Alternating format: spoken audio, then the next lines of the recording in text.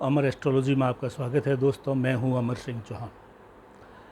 जब से अमर astrology channel की हमने शुरुआत की थी तो शुरू के दिनों में ही हमने एक बहुत ही सर्वोच्च शुभ योग जो कुंडली में पाया जाता है, गज केसरी योग, उसकी हमने चर्चा की थी। क्योंकि उससे बड़ा कोई शुभ योग जन्म कुंडली में कोई नहीं होता। आज कई दिनों बाद आज हम इन स्थिति में हैं कि शुभ योग की चर्चा के उपरांत हमें उन योगों की भी चर्चा करनी चाहिए जो शुभ नहीं हैं, अशुभ की श्रेणी में आते हैं। जिस प्रकार शुभ योग की श्रेणी में गजकेसरी योग सर्वोच्च स्थान पर है, वैसे ही अशुभ योगों के अंदर सबसे जो ऊंचा नाम है वो कैमद्रुम दोष एक योग होता है, उसके बारे में है। आज का वीडियो उसी कैमद्रुम दोष के बारे में है दोस्तों। गजकेसरी योग जीवन में ऊंचाइयों पे ले जाता है और ये जो कैमद्रुम दोष है वो ऊंचाई से नीचाई की तरफ लाता है। तो हमें ये इसकी चर्चा करने भी आवश्यक है कि जीवन में अगर ऐसा योग हमारी कुंडली में आ गया है तो हम उसे सावधान हो जाएं, बताए गए उपाय करें, कुंडली को दिखाएं, जिससे आपको उचित उपाय उचित समय भी किए जा सकें, जिससे आपको धड़ाम से नीचे गिरने की नौबत न आए। कैमद्रुम दोष दोस्तों चंद्रमा से बनता है।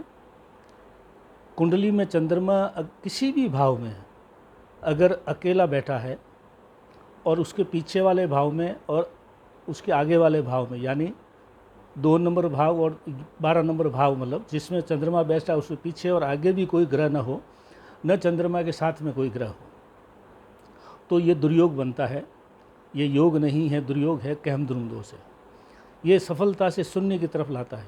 जिस तरह से आदमी सांप सीढ़ी के खेल खेलते हैं अपन लोग, तो जब पासे फेंकते हैं तो हमारे पासे फेवर में आते हैं तो हम सीढ़ी से सर्वोच्च ऊंचाई पर पहुंच जाते हैं।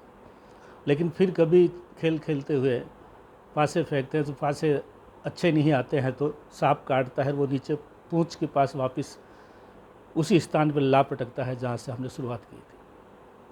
ये योग कुंडली में अच्छा नहीं माना जाता है, लेकिन अक्सर लोग इस योग के बारे में ध्यान नहीं देते हैं। असफलता होने के बाद में वो हक्के बक्के हो जाते हैं कि मेरे कुंडली में इतने इतने अच्छे योग थे, लेकिन मेरे साथ ऐसा क्यों हुआ।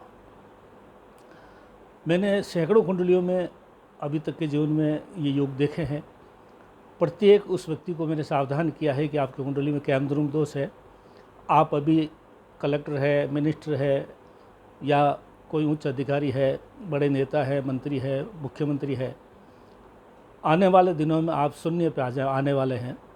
और लगभग सभी लोगों के साथ वही हुआ जो कैमद्रुम दोष में होता है, जो मैंने उनको बताया था।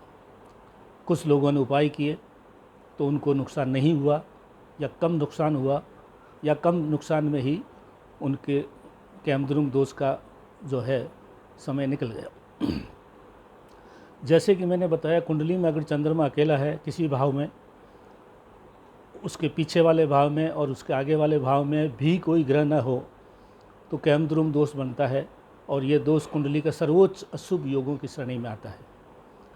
पुनः मैं आपसे निवेदन करूंगा कि कृपया अपनी कुंडली में जब भी आप चर्चा करें, कुंडली दिखाएं किसी को, तो आप ये ज़रूर पूछें कि ये कैमद्रुम दोष तो हमारी कुंडली में नहीं है। अगर है तो तुरंत इसका उपाय किया जाए। कुंडली देख के उसके अनुसार हम उनके अलग अलग उपाय जो होते हैं वो बताएंगे, जिससे आपको आने वाले जीवन में सफलता से शून्य के ऊपर नहीं आना पड़े, ऊंचाई से नीचाई पर नहीं गिरना पड़े। हालांकि इस योग में ये भी चीज़ है कि एक बार ऊंचाई देगा ज़रूर, फिर नीचे गिराएगा। तो जब ऊंचाई पे हैं तो आप होश में रहिए और ये देखें कि वापस नीचे आऊँगा तो मेरा क्या स्थिति होगी, उससे पहले मैं उपाय कर लूँ।